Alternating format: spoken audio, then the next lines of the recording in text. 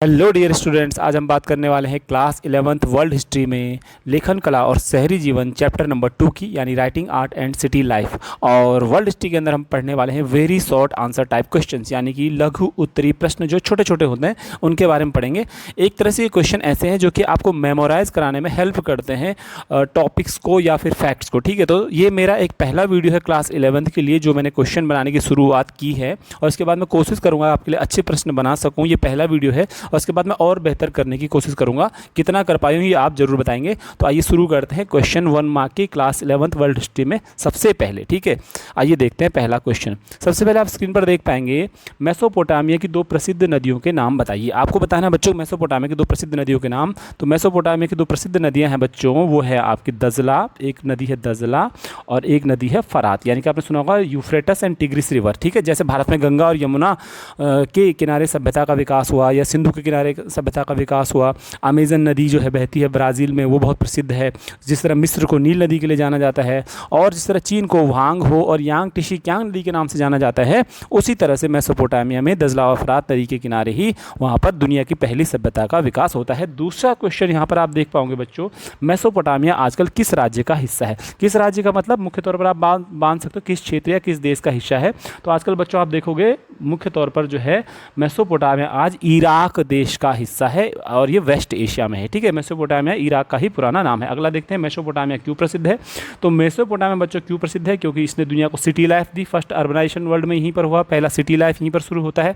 और दुनिया को स्क्रिप्ट जो होती है, यानी uniform method of writing art जो है दुनिया को मेसोपोटामिया नहीं दिया है। इसके अलावा मैथमेटिक्स में, एस्ट्रोनॉमी के अंदर, लिटरेचर के अंदर, टैबलेट्स के अंदर बात करें और टाउन प्लानिंग के अंदर बात करें, बहुत सारी चीज़ों में इसका कंट्रीब्यूशन है। तो राइटिंग आर्ट और सिटी लाइफ, लेखन कला और शहरी जीवन में तो बहुत प्रमुख योगदान है इसका। अगला प्रश्न देखते हैं, चौथा प्रश्न है, मेसोपोटामिया की सभ्यता को कितने चरणों में बांटा जा सकता है?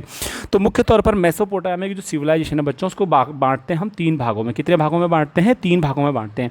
पहली भाग को हम बोल सकते हैं सुमेरिया की सभ्यता। पहले चरण का विकास होता है सुमेरिया की सभ्यता। दूसरी सभ्यता का नाम है या दूसरा प्रकार है इसका जब डेवलपमेंट उसको होता है, बेबीलोन की सभ्यता या बेबीलोनिया की सिविलाइजेशन। थर्ड को बोलते हैं असीरिया की सभ्यता, असीरिया की सभ्यता। इस प्रकार से मेसोपोटामिया की सभ्यता को 3 चरणों में बांटा जाता है। सबसे पुराना है सुमेरिया, नंबर 2 पे बेबीलोन, नंबर 3 पर असीरिया। अच्छा, अब देखते हैं अगला प्रश्न 5वां। मेसोपोटामिया की प्रथम ज्ञात भाषा कौन सी थी? प्रथम ज्ञात भाषा, तो प्रथम ज्ञात भाषा उनकी जो है पहली है सुमेरी। सुमेरी एक भाषा थी जो उनकी प्रथम ज्ञात भाषा थी। उसके बाद अक्कदी भी आती है और उसके बाद ये आपके सामने आरामाइक भी आती है। मेसोपोटामिया में प्रयोग की जाने वाली सभी भाषाओं के नाम बताइए। तो मेसोपोटामिया में प्रयोग की जाने वाली मुख्य तौर पर सभी भाषाओं के नाम है। सुमेरी हो गया, अक्कदी हो गया, ठीक है, उसके अलावा आपके सामने आरामाइक हो गया। ठीक है, मेसोपोटामिया में पुरातात्विक खोजों की शुरुआत किस दशक में होती है? तो बच्चों 1840 के दशक में मेसोपोटामिया के अंदर खुदाई शुरू हो जाती है, उरुक और उर शहर के अंदर। तो ये इस दशक में यहाँ पर पुरातात्विक खोजें, मतलब खुदाई की शुरुआत करना है ना, जिन शहरों में खुदाई करी की पुरानी चीज़ें मिलेंगी। ठीक है, अगला प्रश्न है यहाँ पर, यूरोप वासियों के लिए मेसोपोटामिया क्यों महत्वपूर्ण था? यूरोप वासियों के लिए मेसोपोटामिया क्यों महत्वपूर्ण था? तो यूरोप वासियों के लिए बच्चों महत्वपूर्ण क्यों था? बिकॉज वहाँ पर वो ये मानते थे कि ये उनकी पूर्वजों की भूमि है, मतलब it is the land of their ancestor, ऐसा मानते थे यूरोप वाले। दूसरा बात यहाँ पर यह भी है कि ओल्ड टेस्टामेंट में एक कहानी मिलती है जो कि बाइबल का ही एक भाग है, उसमें सिमार शब्द से इंडिकेट किया गया है, और वो मानते थे कि सिमार वर्ड यूज़ किया गया है मेसोपोटामिया के लिए, जो कि ईंटों की भूमि है। तीसरा एक बात भी है कि यहाँ पर सबसे बड़ी बात है कि एक टैबलेट भी यहाँ पर ढूंढ रहे थे, पट्टिका ढूंढ रहे थे, जिसमें जल उत्प्लावन की कहानी कही गई थी, और ऐसा ही कुछ वर्णन बाइबल में मिलता है। तो सबसे पहले कि उनके ओल्ड टेस्टामेंट में ऐसी कहानी थी और वो इसको पूर्वजों की भूमि मानते थे। अगला प्रश्न, 9वां प्रश्न देखते हैं, शहरी जीवन कहाँ सबसे पहले दुनिया में प्रारंभ हुआ था? तो शहरी जीवन प्रारंभ कहाँ हुआ था? मेसोपोटामिया में। दुनिया में सबसे पहले शहर कहाँ बने थे?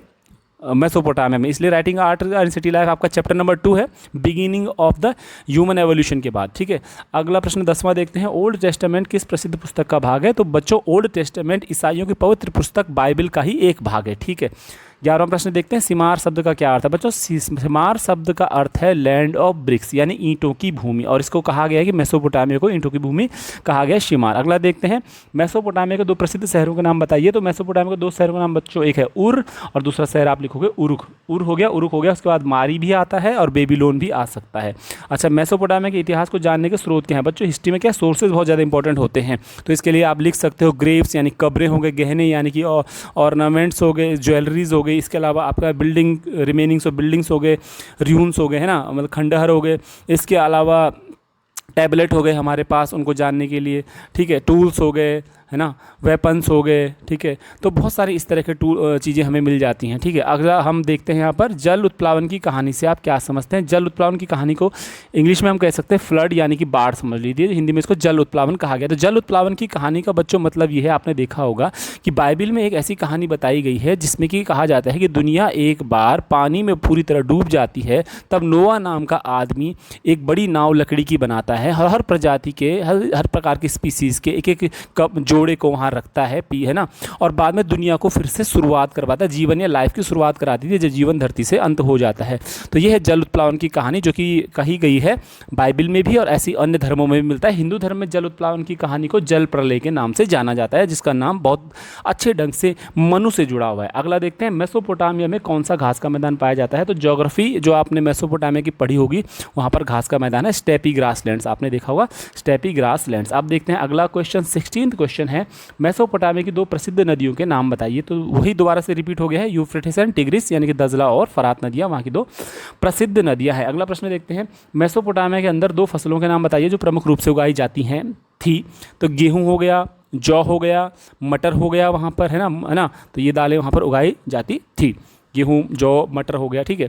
मेसोपोटामिया में मुख्य रूप से गर्मियों में कौन सा फल होता था। तो मुख्य रूप से वहाँ पर डेट, पाम यानी खजूर जो है मुख्य रूप से वहाँ पर खाया जाता था या उगाया जाता था गर्मियों में, ठीक है।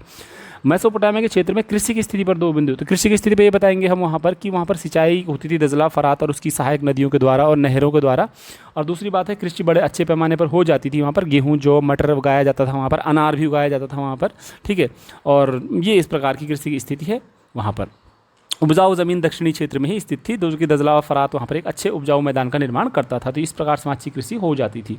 मेसोपोटामिया खनिज संसाधनों के विषय में किस प्रकार से था। तो मतलब कुल मिला के किस प्रकार का मतलब है कि संपन्न था कि नहीं था। तो खनिज संसाधनों के मामले में मेसोपोटामिया संपन्न नहीं था, वहाँ पर अच्छे पदार्थ की कमी थी, जैसे धातु वहाँ पर उपलब्ध नहीं था, बहुत अच्छी लकड़ी उपलब्ध नहीं थी, अच्छे धातु के अलावा पत्थर कीमती वहाँ पर उपलब्ध नहीं थे। तो बाहर से उन्हें सोना हो गया, चांदी हो गया, तांबा हो गया, इन्हें बाहर से मंगाना पड़ता था दूसरे क्षेत्रों से, जैसे ओमान से मंगा दिया, तुर्की से मंगा दिया, ईरान से मंगा दिया, है ना, अरब प्रायद्वीप से, कॉन्टिनेंट से, इधर से मंगा दिया, तो यहाँ से मंगाते थे लोग। अच्छा, अगला बात करते हैं मेसोपोटामिया की किस नदी को विश्व मार्ग के रूप में जाना जाता था, ठीक है, जाना जाता था। तो वो थी फरात नदी को विश्व मार्ग के तौर पर जाना जाता था, क्योंकि देखिए ट्रांसपोर्टेशन कैसे होता था, नदी के द्वारा होता था। पहाड़ी क्षेत्रों की तरफ जाना है, पूर्वी क्षेत्रों की तरफ जाना है, तो फरात नदी से ट्रांसपोर्टेशन यानी कि परिवहन किया जाता था। तो आपकी एनसीईआरटी में फैक्ट मिल जाएगा आपको। मेसोपोटामिया के बारे में जानने के सबसे सुंदर अभिलेख कौन से हैं, मतलब जानने के स्रोत बताइए, स्रोत कौन से हैं। स्रोत पहले भी बता चुके हैं, टैबलेट हो गई, पट्टिकाएँ हो गई, गहने हो गए, औजार हो गए, कब्रें जो होती हैं वो हो गए, इसके अलावा मूर्तियाँ हो गई हमारे पास हैं, खंडहर हो गए उनके, ये जानने के बहुत अच्छे स्रोत हमारे पास हैं। मेसोपोटामिया की पहली पट्टिकाएँ कितनी पुरानी है। तो बच्चों मेसोपोटामिया की सबसे पहली पट्टिकाएँ जो वहाँ पर दी गई है आपके एनसीईआरटी में बुक में, 3200 ईसा पूर्व की सबसे पुरानी पट्टिकाएँ या टैबलेट्स हमें मिलती हैं। पट्टिकाएँ क्या होती हैं ये आप जानकारी रखते हैं कि एक स्क्वायर या रेक्टेंगुलर टाइप का एक मिट्टी का बना हुआ एक स्ट्रक्चर होता था, है ना, एक प्रोडक्ट होता है, और जिसमें कि वो क्यूनिफॉर्म मेथड कीलाकार लिपि से लिखते थे, सरकंडे की नोक से, रीड का जो शार्पन एज होता था उससे लिखते थे ना टैबलेट, ठीक है। पट्टिकाएँ टैबलेट किसे कहा जाता है बच्चों। पट्टिकाएँ टैबलेट की अगर हम बात करेंगे तो ये मैंने अगर एक पट्टिका बना दी है तो मिट्टी से बनी हुई, क्ले सॉइल से बना हुआ एक जो है रेक्टेंगुलर टाइप का एक आइटम होता था, जिस पर कि वो जब वो सरफेस उसका मॉइस्ट होता था, यानी कि उसमें नमी होती थी जब उसमें, तो उसके ऊपर उस मिट्टी पर किसी लकड़ी की नोक से, सरकंडे की नोक से या बांस की नोक से लिखते थे, तो उसे पट्टिका कहते थे और लिखने में उसका प्रयोग किया जाता था। क्यूनिफॉर्म मेथड से उस पर लिखा जाता था। आप समझ सकते हो कि गाँव घर में पहले लकड़ी की बनी हुई टैबलेट यूज़ की जाती थी जिसमें कि मिट्टी से लिखते थे। मेसोपोटामिया की पट्टिका में किस प्रकार के चिन्हों का प्रयोग किया जाता है। तो क्यूनिफॉर्म मेथड यानी कीलाकार चिन्हों का प्रयोग। कीलाकार का मतलब यूँ चिन्ह बने होंगे, यूँ बने होंगे चिन्ह, है ना, कीलाकार होते थे, दबा करके शार्प एज को लिखा जाता था। 26 किन विषयों का लेखन मेसोपोटामिया की पट्टिकाओं में किया गया। तो मुख्य तौर पर विषय जो थे कानून से संबंधित थे, राजा के आदेश थे, ज़मीन का खरीदना और बेचना हो गया, राजाओं के आदेश हो गए, डिक्शनरी बनाना, शब्दकोश बनाना, इस तरह के, है ना, ज़मीन की खरीद फरोख्त हो गई, इस तरह के विषय वहाँ पर थे। मेसोपोटामिया की प्रमुख भाषाओं के नाम बताइए। मेसोपोटामिया की प्रमुख भाषाओं के नाम जब आप लिखोगे तो उसमें अरामाइक हो गई, सुमेरी हो गई, अक्कदी हो गई, इस प्रकार की भाषाएं थी। तो मुझे उम्मीद है कि मैंने बहुत जल्दी सारे प्रश्न बोले हैं। अगली बार मैं कोशिश करूँगा अच्छे से वीडियो बनाऊँ। तब तक के लिए आपका धन्यवाद।